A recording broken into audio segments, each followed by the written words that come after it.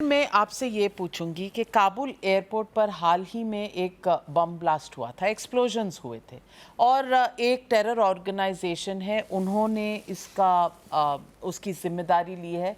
ISIS के खुरासान कहा जाता है और इसका ताल्लुक कहीं ना कहीं पाकिस्तान से भी किया जाता है और कहते हैं कि ये वही ऑर्गेनाइजेशन है जहां केरल से कई लोग जाते हैं। अब आप केरल में बैठे हुए हैं, मैं जानना चाहती हूँ, मुझे पॉलिटिक्स से ज़्यादा इस बात में दिलचस्पी है कि ऐसी क्या बात है कि जब इस तरह की कोई बात होती है, आईसिस का नाम आता है और केरल का नाम आता है, तो ऐसा क्या है जो यहाँ पर बच्चे गुमराह हो रहे हैं और ऐसे टेरर आउटफिट्स पे जा रहे हैं?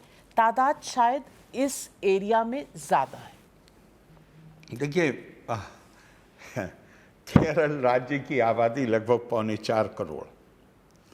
अब उसमें हो सकता है कि मुझे तो नहीं पता, मैंने वो आंकड़े देखे हैं कि कितने लोग हैं, क्या गए हैं या नहीं गए हैं, या केवल ऐसे ही, मुझे नहीं मालूम उसके बारे में। लेकिन जनरली जो केरला का माहौल है उसे आप समझ लीजिए। ये केरला बिल्कुल नॉर्थ इंडिया से एकदम भिन्न है। यहाँ पर जो आम तौर से हम दिल्ली में या यूपी में या बिहार में सुनते हैं, ये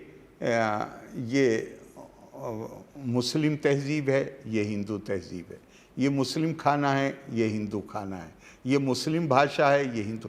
यहाँ ऐसी कोई चीज़ नहीं।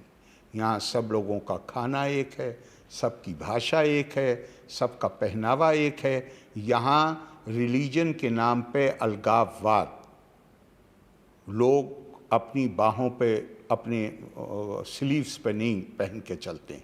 लेकिन ये बात सच है कि यहाँ से एक बड़ी तादाद मिडिल ईस्ट जाती है अपनी रोज़ी रोटी कमाने के लिए, और ये ऐसे लोग हैं जो 20 साल, 25 साल, 30 साल, 40 साल, मिडिल ईस्ट तो सिटीज़नशिप नहीं देता, लेकिन ये यूरोप और अमेरिका में इतने साल काम करते हैं और इनको सिटीज़नशिप के लिए के अधिकारी बन जाते हैं। लेकिन आप आंकड़े उठा के देख लीजिए, केरला का आदमी किसी भी वर्ग से संबंध रखता हो, वो बाहर की सिटीज़नशिप नहीं लेता, वो लौट के आके केरला में ही रहना चाहता है।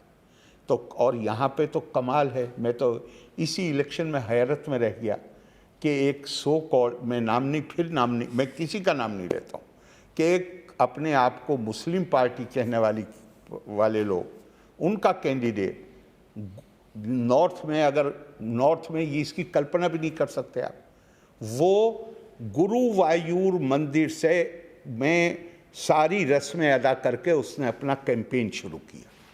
यहाँ का माहौल, मैं तो ये मानता हूँ, अब बुनियादी बात वो है जो मैंने पहले कही कि यहाँ पे हम अलग हैं, ये भाव है ही नहीं।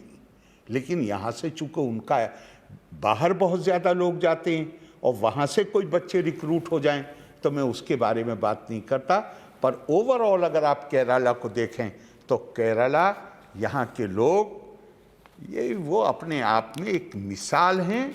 और ये बुनियादी तौर पे ये मैट्रीलिनियल सोसाइटी थी, और मैट्रीलिनियल, डॉक्टर राधाकृष्णन हमारे जो पूर्व राष्ट्रपति थे, उनका मैं एक भाषण पढ़ रहा था। उन्होंने कहा कि ये जो करुणा भाव है, ये महिला के अंदर नैसर्गिक, नेचुरल आता है।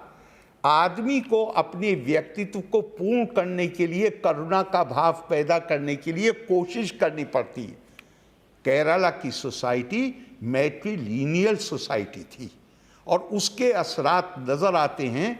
यहाँ सड़क चलते में आप देखिए, अगर कोई इंसान, महिला, पुरुष, कोई परेशानी में आ जाए, कोई एक मिसाल आपको नहीं मिलेगी कि वहाँ से गुजरते हुए लोग उसे छोड़ के भाग गए, बल्कि जो पहला शख्स, कोई भी हो, महिला हो, पुरुष हो, जो उसे देखेगा वो उसकी मदद के लिए भाग के आएगा। तो हो सकते हैं ऐसे लोग जिनका आपने जिक्र किया, मैंने आपको बताया यहाँ के बहुत ज़्यादा बाहर जाते हैं, बहुत बच्चे हैं जिनके माँ बाप बाहर काम करते हैं, वो वहीं पले बढ़े हैं, हो सकता है वहाँ वो प्रभावित हो जाते हों। लेकिन केरला एज सच ऐसा समाज है जिसमें कम्युनिटी कॉन्शियसनेस मौजूद ही नहीं।